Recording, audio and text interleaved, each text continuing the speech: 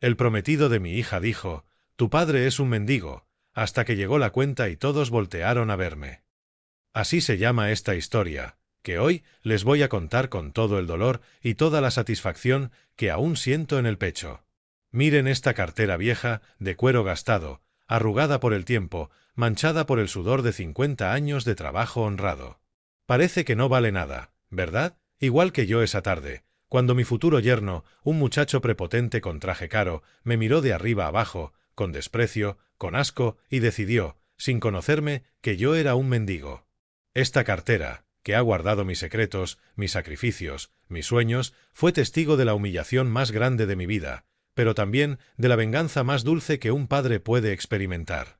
Soy don Silverio Mendoza, tengo 74 años, y esta es la historia de cómo un viejo de apariencia humilde, con ropa remendada y manos callosas, enseñó a un jovencito arrogante que las apariencias siempre engañan. Antes de comenzar esta historia, que te va a enseñar mucho sobre el respeto y la dignidad, suscríbete al canal, compártela con alguien que necesite escucharla, porque a veces, créeme, las historias más duras son las más necesarias para el corazón. Todo comenzó hace más de 50 años, cuando era un muchacho joven, flaco, con más sueños que centavos en el bolsillo, pero con una voluntad de hierro que me heredó mi padre y que él heredó del suyo. Nací en Santa María de los Remedios, un pueblito perdido en las montañas de Michoacán, donde la tierra era dura, las oportunidades pocas y los hombres teníamos que buscarle por donde fuera para sacar adelante a la familia. Mi papá, don Aurelio, era campesino, tenía las manos partidas por el sol, la espalda doblada por los años de trabajo, pero me enseñó algo que jamás he olvidado: mijo, el dinero no hace al hombre, pero el trabajo honrado sí lo forja. Cuando cumplí 16 años, tomé la decisión más difícil de mi vida: irme del pueblo, buscar trabajo en la ciudad, ganar dinero para enviarle a mi familia y construir, poco a poco, un futuro mejor. Me fui con una muda de ropa, un taco de frijoles que me hizo mi madre y la promesa de regresar cuando fuera alguien en la vida. Los primeros años fueron duros, muy duros. Trabajé de todo: cargador en el mercado, ayudante de albañil, lavaplatos en restaurantes donde nunca podría comer, barrendero en las calles donde los ricos paseaban sin fijarse en mí. Pero cada peso que ganaba, cada centavo que me costaba sangre y sudor, lo guardaba como si fuera oro. Vivía en un cuartito sin ventanas, comía tortillas con sal, usaba la misma ropa hasta que se deshacía, pero nunca, jamás, gasté más de lo necesario. Mi sueño era regresar al pueblo, casarme con Rosa, la muchacha más bonita de Santa María, y darle una vida que ella se merecía. Y así fue. Trabajé día y noche durante 5 años, hasta que junté lo suficiente para comprar un terreno pequeño, construir una casita modesta y pedirle matrimonio a Rosa. Ella me esperó, porque sabía que mis promesas no eran palabras vacías, sino compromisos del corazón. Nos casamos en 1968, en la iglesia del pueblo, con una fiesta sencilla pero llena de alegría, y 9 meses después llegó nuestra bendición, Esperanza, mi hija, la luz de mis ojos, la razón por la cual seguí trabajando como burro durante los siguientes 30 años. Desde que nació, le prometí una cosa: ella jamás conocería la pobreza que yo conocí, jamás tendría que irse del pueblo por necesidad, jamás le faltaría nada. Y cumplí esa promesa, pero de una manera muy peculiar. Seguí viviendo como pobre, seguí vistiendo ropa sencilla, seguí comiendo frijoles y tortillas, pero cada peso extra que ganaba, lo invertía, lo ahorraba, lo multiplicaba. Nadie en el pueblo sabía que don Silverio, el hombre de ropa remendada y sombrero viejo, tenía propiedades en la ciudad, terrenos que se valorizaban, inversiones que crecían año tras año. Preferí que me vieran como un hombre humilde, trabajador, pero sin más recursos que los necesarios para vivir. Así crié a Esperanza, con amor, con valores, con educación, pero sin lujos ostentosos que la hicieran presumida. Esperanza creció como una flor en el desierto, hermosa, inteligente, educada, pero sin saber, jamás, cuánto dinero había detrás de cada libro que le compraba, de cada vestido nuevo, de cada oportunidad que le daba. Para ella, papá era don Silverio, el hombre que se levantaba antes del amanecer, se ponía su ropa de trabajo, su sombrero desgastado, y se iba a la construcción, al taller, a donde fuera necesario, para traer el sustento diario. Todas las mañanas, desde que era pequeñita, me despedía con un beso en la frente, mientras yo tomaba mi café negro, mi pan dulce y revisaba en mi libreta gastada las cuentas del día. «Papá», no olvides ponerte el suéter, hace frío, me decía, con esa voz dulce que me derretía el corazón. Y yo, fingiendo que me preocupaba por los pesos y los centavos, le respondía, no te preocupes, mijita, con trabajo honrado nunca nos va a faltar nada. Así pasaron los años, viendo cómo mi niña se convertía en una mujer hermosa, estudiosa, respetuosa, que ayudaba a su mamá Rosa en la cocina, que iba a misa todos los domingos, que trataba a todos con amabilidad, sin importar si tenían mucho o poco dinero. Esperanza estudiaba en el pueblo, pero los fines de semana, cuando yo regresaba del trabajo, nos sentábamos en el portal de la casa, ella con sus libros, yo con mi radio viejo, escuchando las noticias, los corridos, las canciones que me traían recuerdos de juventud. Papá, cuéntame otra vez cómo conociste a mamá, me pedía, aunque ya se sabía la historia de memoria. Y yo, con toda la paciencia del mundo, le contaba una vez más, como un joven flaco y soñador, se enamoró de la muchacha más bonita del pueblo, y trabajó 5 años sin descanso para poder pedirle matrimonio. ¿Y nunca te arrepentiste de trabajar tanto?, me preguntaba, con curiosidad genuina. Jamás, mijita, porque cada día de trabajo era un día más cerca de la felicidad. Los domingos eran sagrados en nuestra casa, misa temprano, comida familiar, tarde de pláticas en el patio, mientras Rosa cosía, Esperanza leía, y yo fingía dormir en mi silla de madera, pero en realidad los escuchaba hablar de sus sueños, de sus planes, de sus ilusiones.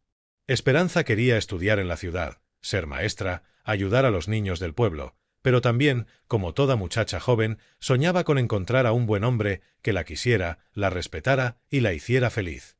Papá, cuando me case, mi esposo va a tener que pedirte permiso primero, me decía, abrazándome por el cuello. Y va a tener que ser un hombre de bien, trabajador, honrado, como tú. Yo me reía, pero por dentro ya sabía que ese día llegaría pronto, que mi niña estaba creciendo, que otros hombres empezaban a fijarse en ella, y que tendría que prepararme para entregarla a quien fuera merecedor de su amor. Pero también sabía otra cosa. Cualquier hombre que quisiera a mi hija, tendría que conocer y respetar a su familia, tendría que entender que don Silverio, aunque pareciera un hombre simple, había trabajado toda su vida para darle lo mejor a su única hija. Nunca imaginé que el primer pretendiente serio de Esperanza sería un muchacho de la ciudad, con educación universitaria, con traje elegante, con modales finos, pero también con un corazón lleno de soberbia y desprecio hacia la gente humilde como yo. Su nombre era Rodrigo Venegas, un muchacho de 26 años, alto, de piel blanca como la leche, cabello negro peinado hacia atrás con gel brillante, siempre vestido con trajes caros de casas comerciales elegantes, zapatos de piel italiana que reflejaban la luz, reloj dorado en la muñeca izquierda que parecía pesar más que toda mi ropa junta, mancuernillas de plata, corbata de seda, y esa manera de caminar, lenta, segura, como si el mundo entero le perteneciera por derecho divino. Lo conoció a mi Esperanza en la Universidad de la capital, una ciudad grande, llena de ruido, de prisa, de gente que no se conoce entre sí, donde ella estudiaba para ser maestra, becada por sus buenas calificaciones, por su inteligencia natural, por ese don que tenía mi niña para explicar las cosas difíciles de manera sencilla, para conectar con los niños, para enseñar con paciencia y amor. Rodrigo estudiaba administración de empresas en la misma universidad, pero en una facultad diferente, más cara, más exclusiva, donde los muchachos llegaban en carros del año, vestidos con ropa de marca, hablando de negocios, de dinero, de oportunidades que solo existían para gente como ellos.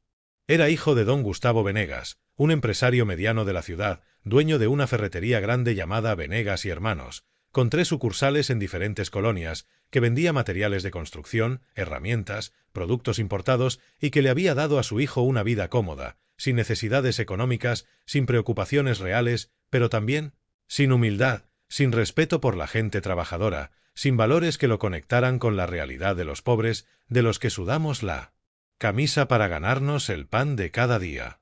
La primera vez que Esperanza me habló de él fue un domingo después de misa, mientras comíamos el mole poblano que había preparado Rosa desde temprano, con pollo del corral que criábamos en el patio, tortillas hechas a mano en el comal de barro, agua de Jamaica endulzada con piloncillo, sentados en nuestra mesa de madera vieja, pero siempre limpia, siempre puesta con cariño, siempre acompañada de pláticas familiares que llenaban la casa de calor. «Papá, hay un muchacho en la universidad que me está pretendiendo», me dijo, con las mejillas rosadas como duraznos maduros, bajando la mirada hacia su plato, jugando con los frijoles refritos, con esa timidez natural que tienen las muchachas buenas cuando hablan de amor por primera vez. Se llama Rodrigo, es muy inteligente, muy estudioso, saca puros dieces en todas las materias, y dice que quiere conocerte pronto, que quiere pedirte mi mano como Dios manda. Rosa y yo nos miramos por encima de la mesa, con esa complicidad silenciosa de matrimonio viejo, de pareja que ha vivido junto tantos años que ya no necesita palabras para entenderse, sabiendo que ese momento, el momento que todo padre teme y espera al mismo tiempo, había llegado por fin a nuestra puerta. ¿Y tú qué sientes por él, mijita?, le pregunté, tratando de sonar casual, tranquilo, como si la pregunta no me estuviera revolviendo las tripas, con el corazón latiéndome tan rápido que pensé que se me iba a salir del pecho. Me gusta mucho. Papá, me trata con respeto, con cariño, me ayuda con los estudios de matemáticas que se me dificultan, me invita a comer en lugares bonitos, me regala flores los viernes y dice que quiere casarse conmigo cuando terminemos la carrera, que quiere formar una familia conmigo, que me ama de verdad. Esa noche, después de que Esperanza se durmió en su cuarto, Rosa y yo nos quedamos despiertos hasta las 2 de la madrugada, platicando en la cocina, tomando té de manzanilla caliente, hablando en voz baja para no despertarla, con la luz amarilla de la lámpara creando sombras en las paredes, con el silencio del pueblo envolviendo la casa como un abrazo protector. Silverio, nuestra niña está enamorada, se le ve en los ojos, en la sonrisa, en la manera como pronuncia su nombre, me dijo Rosa, con esa mezcla de alegría y melancolía que tienen las madres cuando ven crecer a sus hijos, cuando saben que ya no van a ser solo de ellas. ¿Tú qué opinas de todo esto? Opino que tengo que conocer a ese muchacho, verlo a los ojos, hablar con él, ver si es digno de nuestra hija, si la va a cuidar como merece, si la va a respetar, si entiende el tesoro que se está llevando de esta casa. 2 semanas después, Rodrigo vino al pueblo por primera vez, manejando un BMW nuevo, color plata, reluciente como espejo, con llantas deportivas, sonido estéreo que se escuchaba desde 3 cuadras antes de llegar, despertando la curiosidad de todos los vecinos, de los niños que corrían detrás del carro, de las señoras que se asomaban por las ventanas. Porque en Santa María de los Remedios, los carros buenos, los carros de lujo, se podían contar con los dedos de una mano.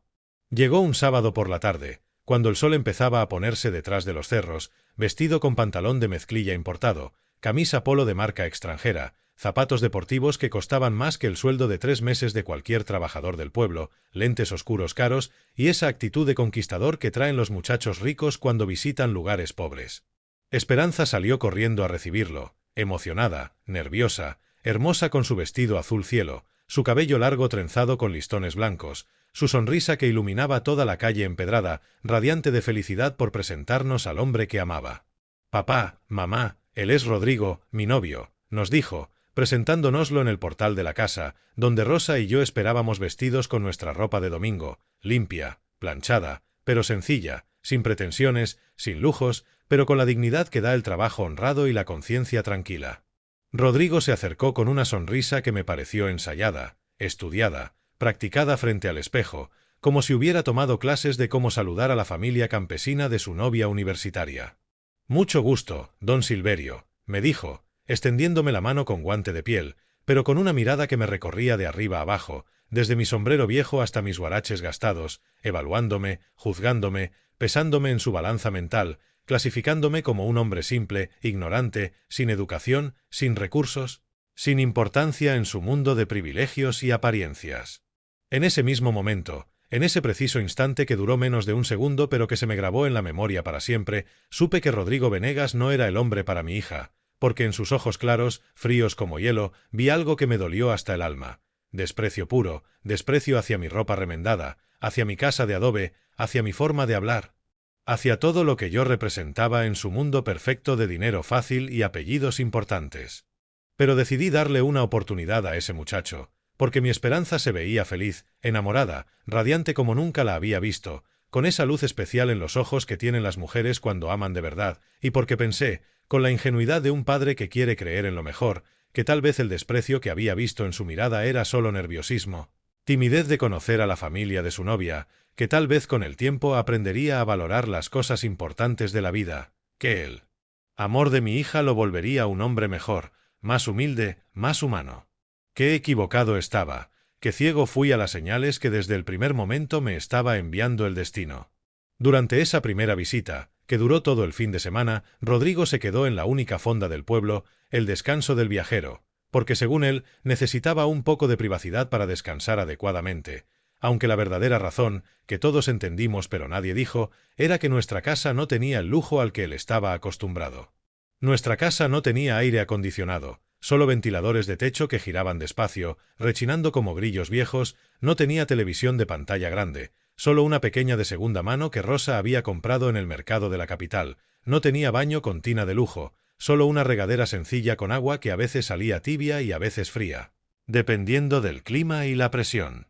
El sábado por la noche, Rosa preparó una cena especial para recibir al pretendiente de nuestra hija. Mole negro con guajolote, arroz rojo con verduras del huerto, frijoles de la olla cocinados desde temprano, tortillas recién hechas que olían a gloria, agua de horchata con canela, y de postre, el famoso flan de leche de cabra que era la especialidad de mi esposa, reconocido en todo el pueblo como el mejor dulce que se podía probar en 100 kilómetros a la redonda.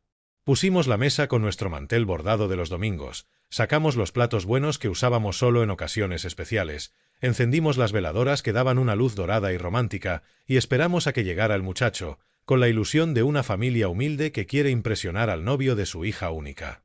Rodrigo llegó a las 8 de la noche, vestido con ropa casual elegante, pero desde que entró a la casa, desde que puso un pie en nuestro hogar, empezó a hacer comentarios que me fueron clavando espinas en el corazón, uno por uno, como alfileres envenenados que se me metían en el alma sin que mi hija se diera cuenta de la maldad que escondían.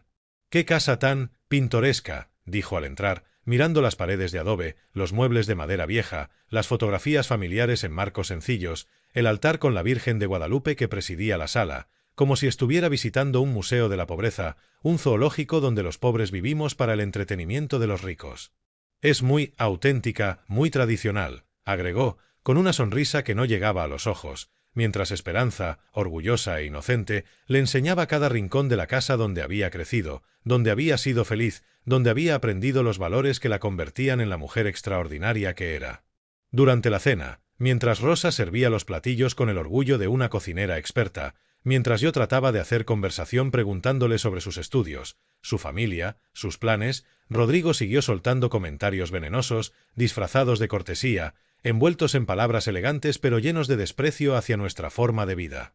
«Está muy sabroso, señora Rosa. Nunca había probado comida tan tradicional», decía, mientras apenas tocaba el mole que mi esposa había tardado 6 horas en preparar, mientras miraba las tortillas hechas a mano como si fueran algo exótico, mientras bebía el agua de horchata haciendo gestos apenas perceptibles de desagrado. «¿Y usted a qué se dedica, don Silverio?», me preguntó, con esa sonrisa falsa pegada en la cara como una máscara de teatro. «Trabajo en la construcción, muchacho. Soy albañil, plomero, electricista, lo que se necesite», le respondí con orgullo, porque nunca me ha dado vergüenza el trabajo honrado, nunca me ha parecido menos digno ganarme la vida con las manos que con la cabeza. «Ah, qué interesante», respondió, pero en el tono de su voz había algo que me heló la sangre, una manera de decir interesante que sonaba más bien como que lástima, como que desperdicio, como si mi trabajo fuera algo de lo que había que compadecer, no algo que respetar. Esperanza, bendita sea, no se daba cuenta de nada. Estaba demasiado enamorada para ver las puñaladas sutiles que su novio me estaba dando, demasiado ilusionada para notar cómo me miraba cuando ella no estaba viendo, con esa mezcla de lástima y superioridad que me revolvía las tripas de coraje. «Papá trabajó muy duro para que yo pudiera estudiar», dijo mi hija, defendiéndome sin saber que necesitaba defensa. «Es el mejor hombre del mundo, el más trabajador, el más noble». «Claro que sí», respondió Rodrigo. «Se nota que es una persona esforzada». Y otra vez esa palabra, esforzada, sonó en su boca como un insulto disfrazado de cumplido, como si el esfuerzo fuera algo de gente inferior, de gente que no ha tenido la suerte de nacer en cuna de oro. El domingo, después de misa, caminamos los 4 por la plaza del pueblo, Rosa del brazo de Esperanza, yo al lado de Rodrigo, tratando de conocerlo mejor, de encontrar algo bueno en el que justificara el amor de mi hija. Pero mientras paseábamos entre los puestos de dulces, las bancas de hierro forjado, la fuente colonial donde los niños jugaban, Rodrigo siguió con sus comentarios mordaces, sus observaciones crueles disfrazadas de curiosidad. «¿Cuántos habitantes tiene este lugar?», preguntó, mirando alrededor como un explorador en tierra salvaje. «Somos como 2000 personas, todos nos conocemos, es una comunidad muy unida», le respondí, con el cariño que siento por mi pueblo natal. «¡Qué pintoresco!», Dijo, debe ser, tranquilo. Muy diferente a la ciudad, donde hay oportunidades reales de progreso, de crecimiento profesional, de cultura. Cada palabra era una puñalada, cada comentario una humillación disfrazada, cada sonrisa una burla que me hacía hervir la sangre, pero que tragaba en silencio por amor a mi hija, por no arruinar su felicidad, por no crear conflictos que pudieran alejarla del hombre que amaba. Pero ya desde ese primer fin de semana, ya desde esas primeras horas de convivencia, supe con certeza absoluta que Rodrigo Venegas despreciaba todo lo que yo representaba, y que mi hija, mi adorada Esperanza, se había enamorado de un hombre que la amaba a ella, pero que odiaba su origen, su familia, su historia. Los meses siguientes fueron una tortura silenciosa, una agonía disfrazada de normalidad familiar, donde cada visita de Rodrigo al pueblo se convertía en un campo de batalla invisible, donde las palabras eran armas afiladas y las sonrisas eran máscaras que escondían el desprecio más profundo que un hombre puede sentir hacia otro. Esperanza seguía radiante, enamorada hasta los huesos, planeando su futuro con ese muchacho que ella veía como un príncipe azul, mientras yo, su padre, el hombre que la había cuidado desde que nació, veía con claridad dolorosa cómo su novio me trataba como si fuera un estorbo, una vergüenza, un obstáculo que había que tolerar para conquistar a la muchacha.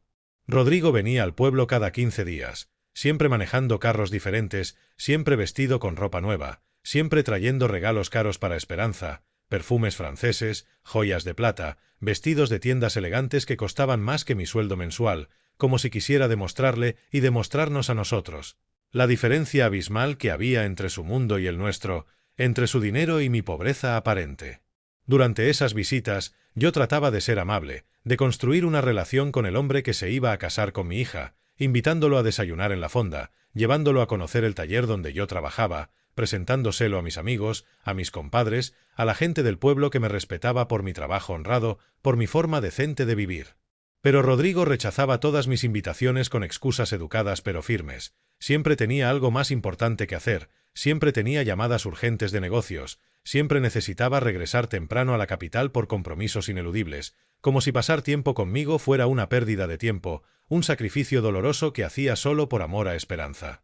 Don Silverio, me encantaría quedarme a platicar, pero tengo una junta muy importante mañana temprano, me decía, con esa sonrisa falsa que ya conocía de memoria, esa sonrisa que no engañaba a nadie excepto a mi hija inocente.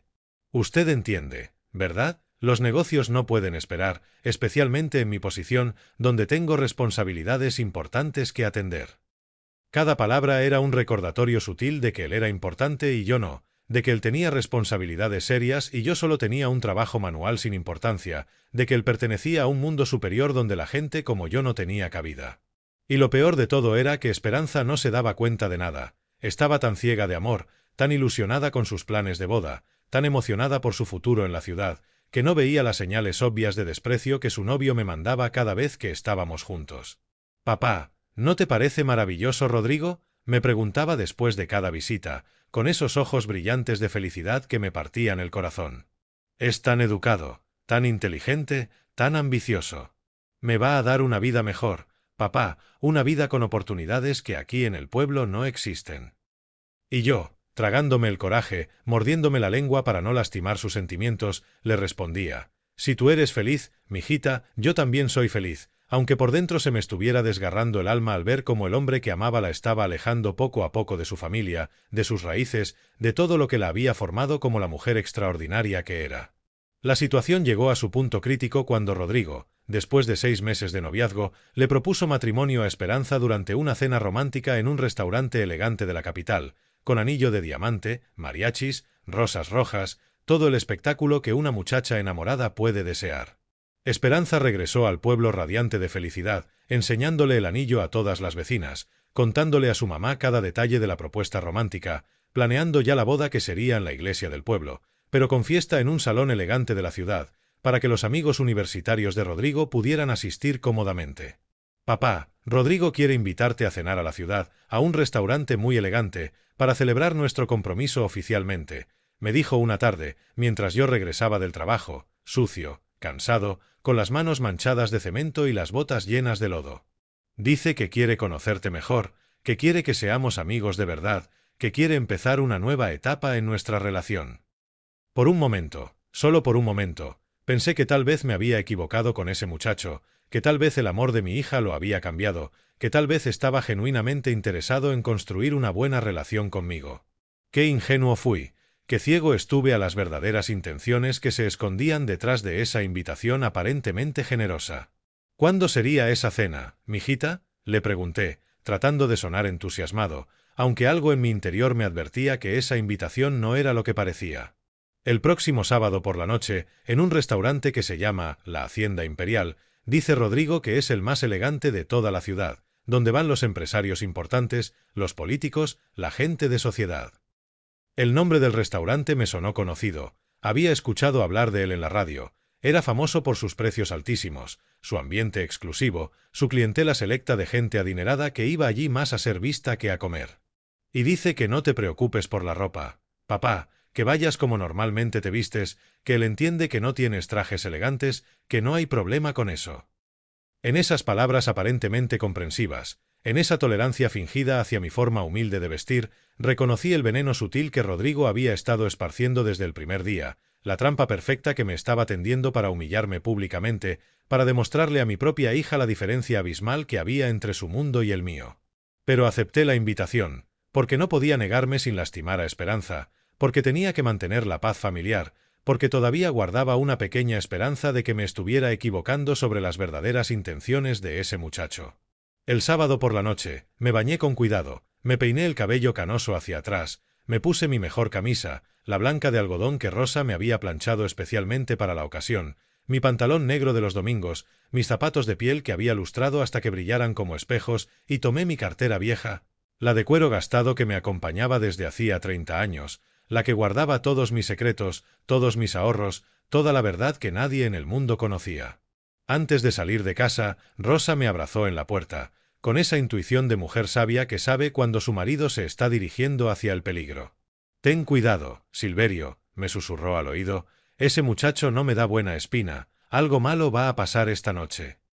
«No te preocupes, vieja», le respondí, besándola en la frente, «solo es una cena, ¿qué puede pasar?». Pero en el fondo de mi corazón, mientras caminaba hacia el carro que me llevaría a la ciudad, ya sabía que esa noche no sería una celebración familiar, sino la batalla final entre Rodrigo Venegas y yo, entre su soberbia y mi dignidad, entre su desprecio y mi amor de padre. El restaurante La Hacienda Imperial era exactamente lo que esperaba: caro, pretencioso, lleno de gente que confunde el dinero con la clase. Llegué puntual, vestido con mi mejor ropa, y encontré a Rodrigo y Esperanza ya sentados en la mesa del centro, la más visible, como si fuera un escenario preparado para lo que estaba por venir. Durante la primera hora todo transcurrió con normalidad aparente. Rodrigo pidió platillos caros, vinos exclusivos, haciendo comentarios sobre los precios como si fuera información casual, pero yo entendía perfectamente el mensaje oculto detrás de cada palabra. «Este vino cuesta 500 pesos la botella, don Silverio, pero vale la pena para una ocasión especial», decía, sirviéndome una copa que yo aceptaba en silencio, tragándome el coraje que me hervía en las venas. Lo que más me dolía no eran sus comentarios directos, sino la manera sutil como estaba envenenando la mente de mi hija contra su propia familia, contra sus raíces, contra todo lo que la había formado. «Mi amor, cuando nos casemos vas a poder comer así todos los días», le susurraba a Esperanza, «ya no tendrás que conformarte con, bueno, ya sabes, con comida sencilla». Esperanza sonreía, creyendo que eran planes románticos, sin darse cuenta de que cada palabra era una puñalada dirigida hacia mí, hacia Rosa, hacia la vida humilde pero honrada que le habíamos dado. Lo que realmente me alarmó fue cuando empecé a notar que otros comensales nos observaban con curiosidad. Las mesas cercanas habían captado la dinámica extraña de nuestra cena: un hombre elegante, una muchacha hermosa y un campesino que obviamente no encajaba en ese lugar. Escuché murmullos, risitas disimuladas, comentarios en voz baja. «Mira la diferencia entre el novio y el papá», susurró una mujer en la mesa de al lado. «Pobrecita muchacha, qué vergüenza debe dar». Rodrigo también se había dado cuenta de la atención que estábamos atrayendo, y lejos de sentirse incómodo, parecía disfrutarlo. Empezó a hablar más fuerte, a hacer gestos más teatrales, como si estuviera actuando para un público. «Don Silverio, cuénteles a todos cómo es la vida en el pueblo», me dijo con una sonrisa malévola. «Seguramente les parece fascinante conocer a alguien tan auténtico». La palabra auténtico sonó en su boca como un insulto elegante, y varias personas en las mesas cercanas voltearon con más descaro para escuchar mi respuesta. Yo mantuve la calma, pero por dentro empezaba a entender que toda esa cena había sido planeada como un espectáculo, como una exhibición pública de la diferencia de clases, como una demostración cruel de poder. La vida en el pueblo es tranquila, trabajamos duro y vivimos en paz, respondí con dignidad, pero Rodrigo no se conformó con esa respuesta simple. ¿Trabajamos duro?, repitió con una carcajada que resonó por todo el restaurante. Don Silverio, usted no trabaja duro, usted trabaja como burro, que es muy diferente. El trabajo duro es el que hacen los profesionistas, los empresarios, la gente que mueve la economía del país. El veneno en sus palabras era tan evidente que hasta Esperanza empezó a sentirse incómoda.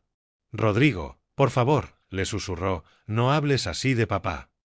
Pero él había bebido suficiente vino como para perder las inhibiciones que aún le quedaban, y además, tenía público, tenía una audiencia elegante que estaba disfrutando el show gratuito de humillación campesina. Es la verdad, mi amor, continuó, alzando la voz para asegurarse de que todos escucharan, tu papá es un hombre bueno, pero vivamos en la realidad. Es un albañil, un campesino, alguien que jamás podría costear ni siquiera una copa del vino que estamos tomando. Las mesas cercanas habían dejado de disimular su curiosidad y ahora nos miraban abiertamente, como si fuéramos un espectáculo televisivo en vivo. Yo veía las sonrisas burlonas, los comentarios murmurados, las miradas de lástima dirigidas hacia mí, y por primera vez en toda la noche empecé a sentir algo diferente al coraje. Empecé a sentir una extraña calma, una serenidad peligrosa, como si una parte de mí estuviera preparándose para lo que sabía que venía, para el momento en que Rodrigo Venegas iba a cometer el error más grande de su vida.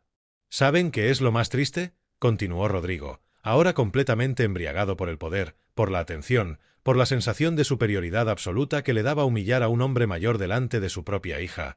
Lo más triste es que Esperanza, con lo inteligente y hermosa que es, tenga que cargar con la vergüenza de tener un padre que es prácticamente.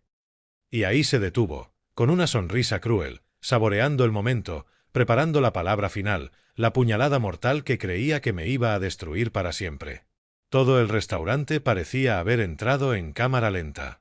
Los meseros se movían como fantasmas entre las mesas, las conversaciones de los otros comensales se habían vuelto un murmullo lejano, y yo sentía mi corazón latir con una calma extraña, como si mi cuerpo se estuviera preparando para algo que mi mente aún no comprendía completamente. Esperanza tenía los ojos llenos de lágrimas, finalmente entendiendo que su novio no estaba celebrando nuestro compromiso familiar, sino destruyéndolo públicamente, humillando al hombre que ella más amaba en el mundo para demostrar su propio poder. Pero yo, don Silverio Mendoza, el campesino humilde, el albañil de manos callosas, el hombre que había sido llamado mendigo delante de toda la élite de la ciudad, me quedé sentado en silencio, tocando suavemente mi cartera vieja, esa cartera de cuero gastado que guardaba el secreto más grande de mi vida, esperando el momento perfecto para enseñarle a ese muchacho arrogante que las apariencias, efectivamente, siempre engañan. El momento llegó cuando Rodrigo, completamente embriagado por el vino y por su sensación de poder absoluto, decidió dar el golpe final. Se puso de pie tambaleándose ligeramente, alzó su copa y con voz fuerte y clara, calculada para que todo el restaurante pudiera escucharlo, anunció: «Quiero hacer un brindis por mi futura esposa, Esperanza, y por su padre, don Silverio, un hombre que...».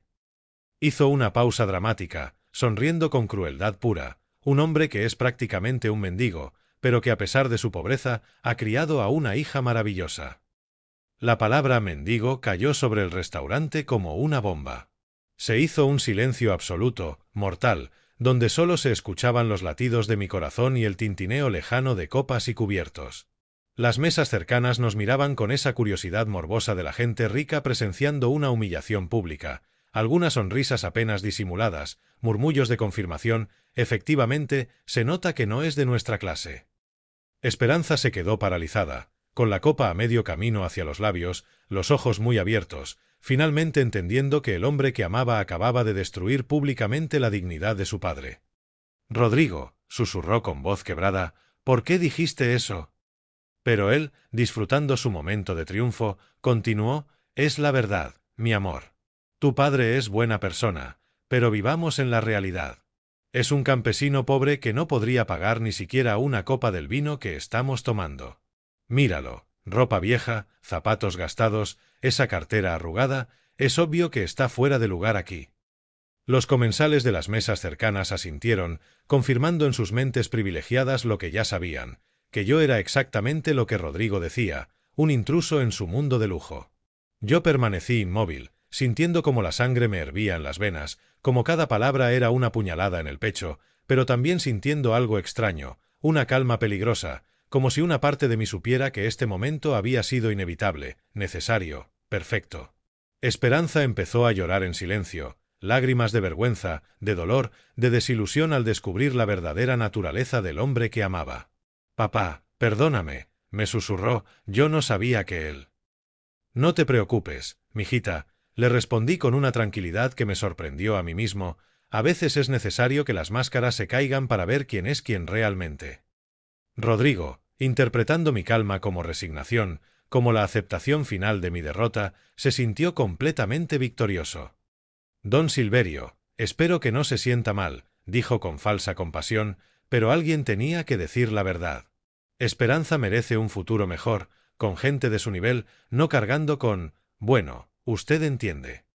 En ese momento preciso, como si el destino hubiera estado esperando la ocasión perfecta, un mesero elegante se acercó discretamente a nuestra mesa. Era el capitán de meseros, un hombre mayor de cabello gris, vestido con smoking impecable, que había estado observando toda la escena con la experiencia de alguien que había presenciado miles de dramas familiares en ese restaurante. «Disculpen la interrupción», dijo con voz suave pero firme, colocando una charola de plata sobre la mesa. «Aquí tienen la cuenta de esta noche». El sobre blanco reposó en el centro de la mesa como una bomba de tiempo, elegante pero letal. Rodrigo lo tomó con la confianza del hombre que ha estado controlando toda la situación, que ha orquestado cada momento de la velada para su propio beneficio. «Por supuesto», dijo, abriendo el sobre con gestos teatrales, después de una cena tan memorable. Pero cuando vio las cifras, cuando sus ojos recorrieron los números impresos en esa factura elegante, su sonrisa se congeló. Su rostro palideció. Sus manos empezaron a temblar ligeramente. La cuenta total era de 8.400 pesos, una cifra astronómica que incluía los vinos más caros, los platillos más exclusivos, las propinas automáticas para el ejército de meseros que nos habían atendido como reyes durante toda la noche. 8.400, murmuró Rodrigo, y por primera vez en toda la velada, su voz sonó insegura, preocupada. «No puede ser tanto, debe haber un error». El mesero, con la profesionalidad que dan 30 años de experiencia en restaurantes de lujo, respondió con cortesía implacable: «No hay error, señor. Son 2 botellas del vino reserva especial a 500 cada una, 3 entradas de foie gras a 200 pesos cada una, 3 platos fuertes de la especialidad de la casa a 1.000 pesos cada uno, postres, café, propinas de servicio, todo está detallado en la factura».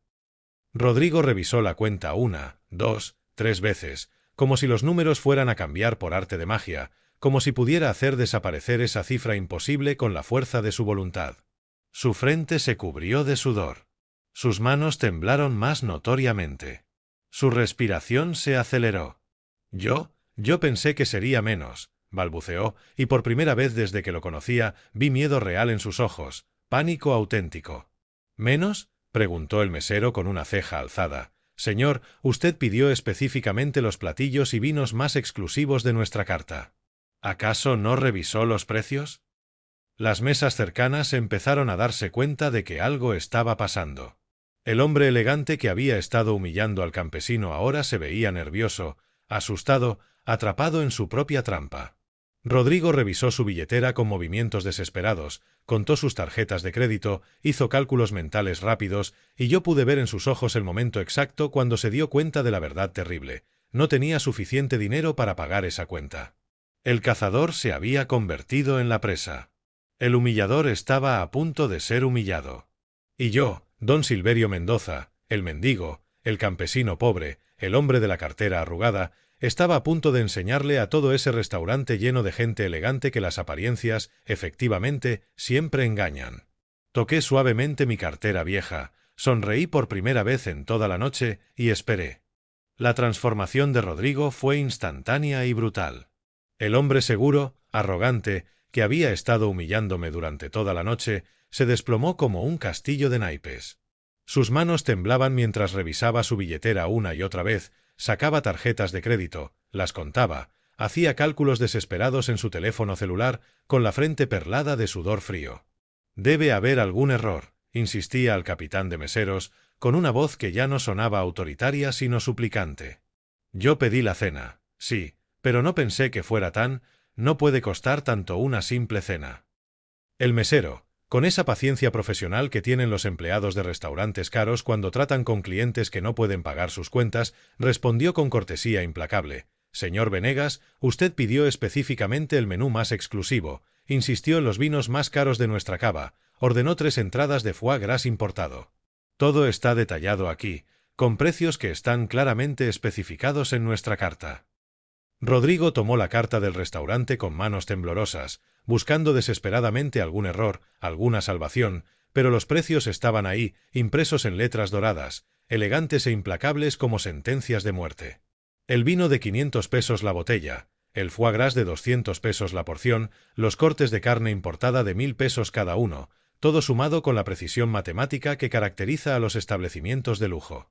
Las mesas cercanas habían captado perfectamente lo que estaba pasando. El drama había dado un giro inesperado. El hombre elegante que había humillado al campesino ahora estaba atrapado en su propia trampa de ostentación. Los murmullos empezaron a circular entre los comensales como ondas en un estanque. «¿Escuchaste? El muchacho no puede pagar», susurraba una señora mayor con collar de perlas auténticas. «¡Qué vergüenza! Pidió lo más caro y ahora se hace el sorprendido», comentaba un empresario gordo que fumaba un puro cubano. «Típico de los nuevos ricos, aparentan lo que no tienen», añadía su esposa, con esa crueldad refinada de la gente que ha nacido en el dinero y desprecia a los advenedizos. Esperanza estaba completamente confundida, viendo cómo su príncipe azul se transformaba en un hombre desesperado, sudoroso, que revisaba obsesivamente sus tarjetas de crédito como si fueran boletos de lotería que pudieran cambiar su suerte. «Rodrigo, ¿qué pasa?», le preguntaba, tomándolo del brazo. «¿Por qué estás tan nervioso? Es solo dinero, ¿verdad?» «Solo dinero», repitió él con una risa histérica. «Esperanza, esta cuenta es de 8.400 pesos, es más de lo que gano en 2 semanas, es más dinero del que tengo en mi cuenta bancaria, es...». Y ahí se detuvo, dándose cuenta de que acababa de confesar públicamente su verdadera situación económica, que acababa de admitir delante de todo el restaurante que no era el hombre adinerado que pretendía ser. «Señor», intervino el capitán de meseros, con esa firmeza educada que usan los establecimientos elegantes cuando la situación se vuelve incómoda, «necesitamos que se resuelva el pago de la cuenta. Podemos aceptar tarjetas de crédito, transferencias bancarias o efectivo, por supuesto». Rodrigo sacó su tarjeta principal, una Visa dorada que había estado presumiendo durante meses como símbolo de su estatus económico. «Intente con esta», dijo, con una voz que sonaba más a súplica que a orden. El mesero tomó la tarjeta y se dirigió hacia la caja registradora, mientras nosotros permanecíamos en un silencio tenso, rodeados por las miradas curiosas de los otros comensales que ya no disimulaban su interés por nuestro drama familiar. 5 minutos después, el mesero regresó con expresión seria. «Lo siento, señor, pero su tarjeta ha sido declinada. Fondos insuficientes». Un murmullo de diversión mal disimulada recorrió las mesas cercanas. La gente elegante ama presenciar la caída de los pretenciosos, especialmente cuando esa caída es tan espectacular, tan pública, tan humillante. Rodrigo se puso pálido como un fantasma. «Debe ser un error del banco», balbuceó. «Intente con esta otra». Sacó una segunda tarjeta, luego una tercera, desesperado, mientras Esperanza lo miraba con creciente horror, finalmente entendiendo que el hombre que amaba no era quien decía ser, que toda su ostentación había sido una farsa, que sus promesas de lujo y comodidad habían sido mentiras construidas sobre cimientos de arena. 3 tarjetas rechazadas consecutivamente. El mesero regresó cada vez con la misma respuesta educada pero implacable: «Fondos insuficientes, señor». Para entonces, la atención del restaurante entero estaba enfocada en nuestra mesa. Los meseros se habían detenido en sus tareas, los cocineros se asomaban desde la cocina, los otros comensales ya no fingían que estaban ocupados con sus propias conversaciones. Era un espectáculo en vivo, un drama familiar que se desarrollaba delante de la élite de la ciudad como una obra de teatro gratuita. «¿Cuánto dinero en efectivo tienes?», le preguntó Esperanza a Rodrigo, todavía creyendo que podía haber una solución simple para ese desastre. Él revisó su billetera con movimientos temblorosos, contó los billetes una vez, 2 veces, 3 veces, como si los números fueran a multiplicarse por arte de magia. 1.200 pesos, murmuró, solo tengo 1.200 pesos en efectivo. La diferencia era abismal, 1.200 pesos contra 8.400. Más de 7.000 pesos de diferencia que él no tenía, que nunca había tenido, que había gastado en una noche de ostentación diseñada para humillarme, para demostrar su superioridad, para exhibir un poder económico que resultó ser completamente ficticio.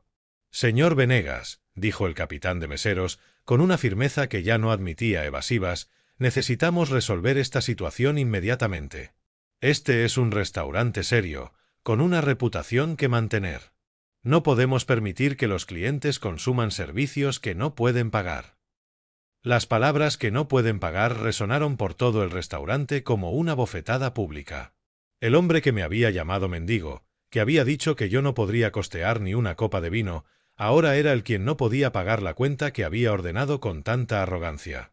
La ironía era tan perfecta, tan poética, tan absolutamente justa que me dieron ganas de reírme, pero me contuve, porque sabía que mi momento aún no había llegado, que la función apenas estaba comenzando. «Papá», susurró Esperanza, volteando hacia mí con lágrimas en los ojos, «¿tú tienes algo de dinero? ¿Puedes ayudarnos?» Rodrigo me miró también, pero en sus ojos ya no había desprecio sino súplica desesperada, la misma súplica que tienen los hombres ahogándose cuando ven una tabla de salvación. El hombre que me había humillado públicamente, que me había llamado mendigo delante de toda esa gente elegante, ahora me necesitaba, ahora dependía de mí, del campesino pobre, del albañil de manos callosas, del hombre de la cartera arrugada. «Por favor, don Silverio», murmuró, y por primera vez en toda la noche su voz sonó genuina, humilde, desesperada, sé que no he sido respetuoso, pero por favor, ayúdeme. No puedo quedar en ridículo delante de toda esta gente. La gente que nos rodeaba esperaba mi respuesta con la expectación de quien presencia un momento decisivo en una película. ¿El campesino humillado ayudaría a su humillador? ¿El mendigo salvaría al hombre que lo había despreciado? ¿El padre sacrificaría su dignidad una vez más por la felicidad de su hija? Yo toqué mi cartera vieja, esa cartera de cuero gastado que había guardado mis secretos durante tantos años, y sonreí lentamente. «Claro, muchacho», dije con una calma que sorprendió a todos los presentes, «déjeme ver qué puedo hacer por usted». Abrí mi cartera vieja con movimientos lentos, deliberados, como si fuera un ritual sagrado que había estado esperando toda mi vida para realizar. El cuero gastado crujió suavemente, como un susurro de secretos que finalmente iban a ser revelados. Todo el restaurante estaba en silencio absoluto, con la atención de 100 personas elegantes enfocada en esa cartera arrugada, en las manos callosas de un campesino que estaba a punto de cambiar para siempre la percepción que todos tenían sobre él. Primero saqué un billete de 1.000 pesos, nuevo, crujiente, y lo puse sobre la mesa con un sonido seco que resonó como un disparo en el silencio del restaurante. Luego otro billete de 1.000 pesos. Luego otro. Y otro. Y otro más. Los billetes se fueron acumulando sobre la mesa blanca como una montaña verde que crecía ante los ojos asombrados de todos los presentes. 1.000, 2.000, 3.000, 4.000 pesos en billetes perfectamente nuevos, perfectamente contados, perfectamente organizados como si hubiera estado esperando exactamente ese momento para sacarlos. Rodrigo me miraba con los ojos muy abiertos, sin poder creer lo que estaba viendo, sin poder procesar la realidad de que el hombre que había llamado mendigo tenía más dinero en efectivo en su cartera vieja que él en todas sus cuentas bancarias combinadas. Pero yo no me detuve ahí. Seguí sacando billetes, uno por uno, con la calma de quien ha trabajado 50 años para llegar a ese momento de justicia poética perfecta. 5.000, 6.000, 7.000, 8.000 pesos sobre la mesa, y aún quedaba dinero en mi cartera, mucho más dinero del que cualquier persona en ese restaurante podría haber imaginado. Las mesas cercanas empezaron a murmurar con asombro genuino. ¿De dónde sacó tanto dinero el campesino?, susurraba una señora que había estado riéndose de mí 15 minutos antes. «Debe ser narco», comentaba un empresario gordo, porque en su mente limitada esa era la única explicación posible para que un hombre humilde tuviera tanto efectivo. Pero los comentarios se fueron apagando cuando saqué el último billete de 1000 pesos y lo puse sobre la pila con un gesto que era pura elegancia, pura clase, pura dignidad. 9000 pesos en total, más que suficiente para cubrir la cuenta y dejar una propina generosa. Ahí tiene, joven, le dije al capitán de meseros, con una voz serena que contrastaba dramáticamente con la desesperación sudorosa que había mostrado Rodrigo minutos antes. 8400 para la cuenta, y 500 pesos de propina para usted y su equipo, porque el servicio ha sido excelente. El mesero tomó el dinero con manos ligeramente temblorosas, contó los billetes 2 veces para asegurarse de que era real, de que no era una alucinación colectiva, y luego me miró con un respeto que no había mostrado cuando llegué al restaurante vestido como campesino. Muchísimas gracias, señor, me dijo, con una reverencia que antes había reservado solo para los clientes obviamente ricos. ¿Necesita su cambio? Quédeselo, respondí, con la generosidad natural de quien ha conocido la pobreza real y entiende el valor del trabajo honrado. Los meseros trabajaron duro esta noche. La transformación en el ambiente del restaurante fue instantánea y total. Las mesas que antes me miraban con lástima o diversión ahora me observaban con asombro, con respeto, con esa curiosidad fascinada que despierta a alguien que acaba de revelar ser completamente diferente de lo que aparentaba. ¿Quién es ese hombre?, escuché que preguntaba a una mujer elegante a su esposo. No lo sé, respondió él, pero obviamente no es lo que pensábamos. Esperanza me miraba con los ojos llenos de lágrimas, pero ahora eran lágrimas de orgullo, de asombro, de amor filial multiplicado por el respeto hacia un padre que acababa de demostrar que había sido subestimado por todos, incluyendo ella misma. Papá, susurró, ¿de dónde? Del trabajo honrado, mijita, le respondí, tocando su mejilla con ternura, de 50 años de levantarme antes del amanecer, de ahorrar cada peso como si fuera oro, de vivir sencillamente para poder darte todo lo que necesitaras. Rodrigo estaba paralizado, en shock completo, tratando de procesar lo que acababa de presenciar. El hombre que había humillado, que había llamado mendigo, que había usado como ejemplo de pobreza para demostrar su propia superioridad, acababa de sacar más dinero en efectivo que él había visto junto en toda su vida. Don Silverio, balbuceó, con una voz pequeña, quebrada, yo no sabía. No sabías muchas cosas, muchacho, le respondí, guardando mi cartera con la misma calma con la que había sacado el dinero. No sabías que el trabajo honrado siempre da frutos, no sabías que la humildad real es más valiosa que la ostentación falsa, no sabías que juzgar a una persona por su apariencia dice más de ti que de ella. Me puse de pie lentamente, con la dignidad de un hombre que acaba de ganar la batalla más importante de su vida sin levantar la voz, sin perder la Kempoucher, sin rebajarse al nivel de quien lo había atacado. Todo el restaurante me miraba ahora con respeto genuino, con admiración por la clase y la elegancia que había mostrado en el momento decisivo. Esperanza, le dije a mi hija, extendiendo mi brazo para que se agarrara de él, vámonos a casa. Tu mamá nos está esperando con chocolate caliente y pan dulce. Ella se levantó inmediatamente, sin voltear a ver a Rodrigo, sin despedirse del hombre que había humillado a su padre, que había revelado su verdadera naturaleza de manera tan cruel y pública. Caminamos hacia la salida del restaurante mientras todas las mesas nos seguían con la mirada, pero ahora era una mirada diferente, una mirada de respeto, de admiración, de reconocimiento hacia un hombre que había demostrado que la verdadera riqueza no se mide en ostentación sino en dignidad, no se exhibe en restaurantes caros sino en momentos de crisis. No se presume con palabras, sino que se demuestra con hechos. En la puerta, el mismo portero que me había mirado con desprecio cuando llegué, ahora me abrió la puerta con una reverencia profunda. Que tenga muy buenas noches, señor, me dijo, con un respeto genuino en la voz. Igualmente, joven, le respondí, y gracias por su amabilidad. Mientras esperábamos el taxi que nos llevaría de regreso al pueblo, Esperanza me abrazó fuerte, muy fuerte, como cuando era niña y tenía miedo de las tormentas. Papá, perdóname, me susurró al oído, perdóname por no haber visto quién eres realmente, por haber permitido que te tratara así, por haber dudado de ti. No hay nada que perdonar, mijita, le respondí, acariciando su cabello como cuando era pequeña. Solo espero que hayas aprendido que el valor de una persona no está en su cuenta bancaria, sino en su corazón. Esa noche, mientras el taxi nos llevaba de regreso a Santa María de los Remedios, mientras mi hija dormía recostada en mi hombro, me di cuenta de que había ganado algo más valioso que cualquier venganza. Había recuperado el respeto de mi hija, había demostrado que 50 años de trabajo honrado valían más que toda la ostentación falsa del mundo. Y había enseñado a un restaurante lleno de gente elegante que las apariencias, efectivamente, siempre engañan. El prometido de mi hija había dicho que yo era un mendigo, hasta que llegó la cuenta y todos voltearon a verme. Y lo que vieron fue a un hombre de verdad. Al día siguiente, mi teléfono no paró de sonar. La noticia se había extendido como fuego en pastizal seco por toda la ciudad. En una sociedad donde los chismes corren más rápido que las noticias, la historia del campesino que pagó una cuenta de 8.000 pesos se había convertido en leyenda urbana en menos de 24 horas. La primera llamada fue de don Gustavo Venegas, el padre de Rodrigo, un hombre que jamás me había dirigido la palabra.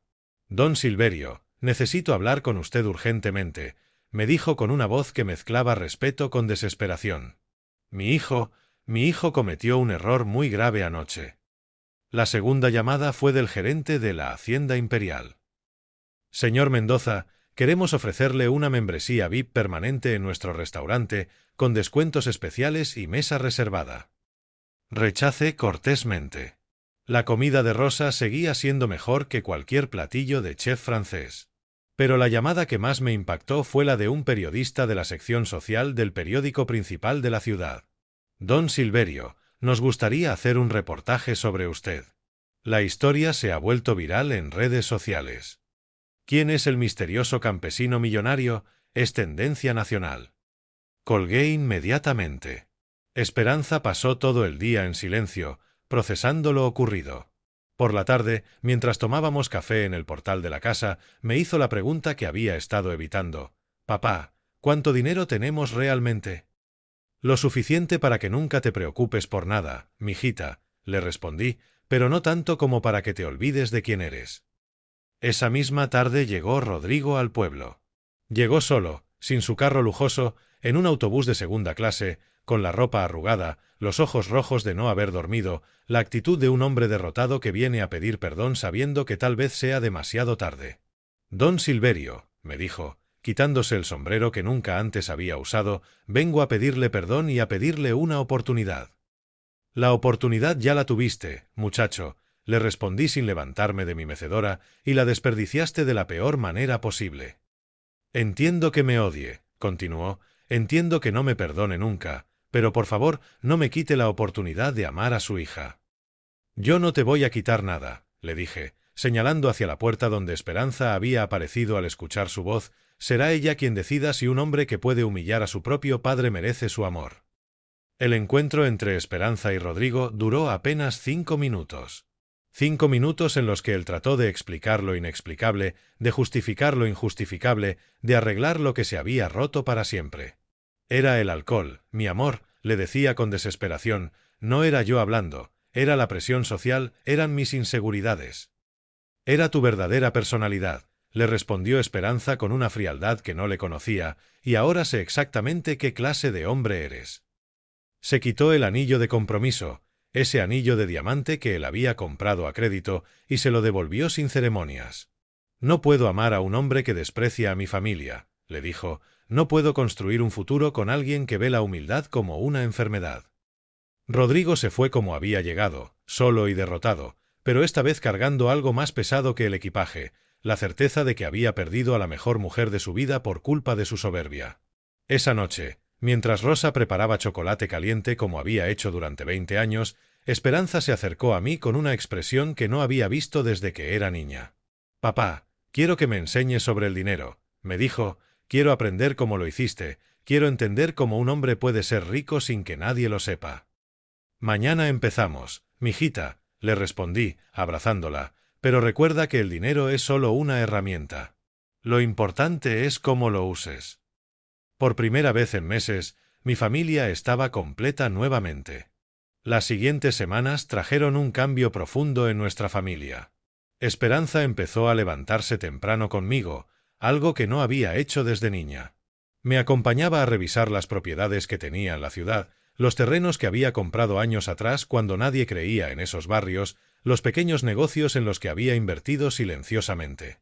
«¿Por qué nunca me dijiste nada de esto, papá?», me preguntó una mañana mientras revisábamos los contratos de renta de 3 casas que había construido con mis propias manos. Porque quería que fueras humilde antes que rica, le expliqué. La humildad se aprende en la necesidad, no en la abundancia. Empezó a entender mi filosofía: vivir por debajo de tus posibilidades, invertir en lugar de gastar, construir patrimonio sin exhibirlo. Rosa también participó en estas conversaciones, revelando secretos que había guardado durante décadas. Tu papá siempre supo que este día llegaría, le dijo a Esperanza una tarde mientras preparaban tortillas. Siempre me decía: algún día alguien va a juzgarnos por nuestra apariencia y ese día les vamos a enseñar una lección. Mi hija comenzó a ver su infancia con nuevos ojos. Comprendió que cada no podemos comprarlo ahora había sido una decisión consciente, no una limitación económica. Que cada camisa remendada, cada zapato reparado, cada centavo ahorrado había sido parte de un plan maestro que ella nunca había sospechado. Me crié pensando que éramos pobres, me dijo una tarde, pero resulta que éramos ricos fingiendo ser pobres. Exactamente, le respondí, y eso te dio algo que el dinero no puede comprar: carácter. El pueblo entero empezó a verme diferente también. Don Aurelio, el tendero, me confesó que siempre había sospechado algo. Silverio, ningún albañil compra materiales de construcción de la calidad que tú comprabas, me dijo riendo. Pero nunca imaginé que fueras, bueno, lo que eres. Establecimos nuevas rutinas. Los sábados se volvieron días de educación financiera familiar. Le enseñé a Esperanza sobre inversiones, sobre el valor del tiempo, sobre cómo el dinero trabaja para quien lo entiende. El secreto no es ganar mucho, le expliqué, sino gastar poco e invertir inteligentemente. También le enseñé sobre responsabilidad. Con dinero viene poder, y con poder viene la responsabilidad de usarlo bien. Decidimos ayudar discretamente a familias necesitadas del pueblo, pero siempre de manera anónima, siempre sin ostentar. Un mes después de aquella noche en el restaurante, Esperanza tomó una decisión que me llenó de orgullo. Decidió quedarse en el pueblo para abrir una escuela rural moderna, financiada con nuestros ahorros pero administrada con los valores que había aprendido en nuestra cocina. Quiero dar a otros niños lo que tú me diste a mí, papá, me dijo: educación, valores y la oportunidad de elegir quienes quieren ser. Durante este proceso, nunca hablamos mal de Rodrigo. El resentimiento es un veneno que uno se toma esperando que enferme al enemigo. Simplemente seguimos adelante, sanando las heridas, construyendo un futuro mejor. ¿No estás enojado con él, papá?, me preguntó Esperanza una noche. Estoy agradecido, le respondí honestamente. Me ayudó a enseñarte la lección más importante de tu vida, que el valor de una persona no se mide por lo que tiene, sino por lo que es. La sanación llegó gradualmente, como llegan todas las cosas buenas, sin prisa, pero sin pausa. 6 meses después, mi hija se había convertido en una mujer completamente diferente. No solo por haber terminado su relación con Rodrigo, sino por algo más profundo. Había encontrado su propia identidad, separada de las expectativas externas y conectada con sus valores auténticos. La escuela rural que había establecido se convirtió rápidamente en un modelo nacional. Usaba tecnología moderna pero enseñaba valores tradicionales. Los niños aprendían matemáticas y computación, pero también respeto, trabajo duro y la diferencia entre tener y ser. Periodistas de la capital llegaban regularmente para documentar el milagro educativo de Santa María de los Remedios, pero Esperanza siempre mantenía un perfil discreto, dando crédito al equipo de maestros que había contratado. La verdadera riqueza se multiplica cuando se comparte, me dijo una tarde, repitiendo palabras que yo le había enseñado décadas atrás sin darme cuenta. Su transformación me obligó a reflexionar sobre la mía propia. Durante 50 años había vivido una doble vida, rico en privado, humilde en público. Pero aquella noche en el restaurante había cambiado algo fundamental en mí. Ya no necesitaba ocultar completamente mi situación. No se trataba de exhibir riqueza, sino de usar los recursos de manera más abierta y estratégica. Comencé a involucrarme más activamente en proyectos comunitarios. Financié discretamente la reparación de la iglesia colonial, la construcción de un centro de salud, la pavimentación de las calles principales. El pueblo florecía, pero la mayoría de los habitantes nunca supo exactamente quién estaba detrás de estos cambios. El poder real, le expliqué a Esperanza, se ejerce sin necesidad de reconocimiento público. Uno de los cambios más significativos fue en mi relación con Rosa. Mi esposa, que había guardado silencio durante décadas sobre nuestras finanzas, comenzó a participar activamente en las decisiones de inversión. Resultó ser una estratega natural con un instinto excepcional para los negocios. 50 años fingiendo que no sabía nada, me dijo riendo una noche, cuando en realidad tenía ideas mejores que las tuyas. Juntos desarrollamos un plan de sucesión familiar que garantizara la continuidad de nuestros valores a través de las generaciones. No se trataba solo de transferir dinero, sino de transmitir sabiduría, principios, responsabilidad social. El pueblo también se transformó gradualmente. Los jóvenes comenzaron a regresar después de estudiar en la ciudad, atraídos por las oportunidades que se estaban creando. Pequeños negocios florecían, familias prósperas se quedaban en lugar de emigrar, la comunidad se fortalecía.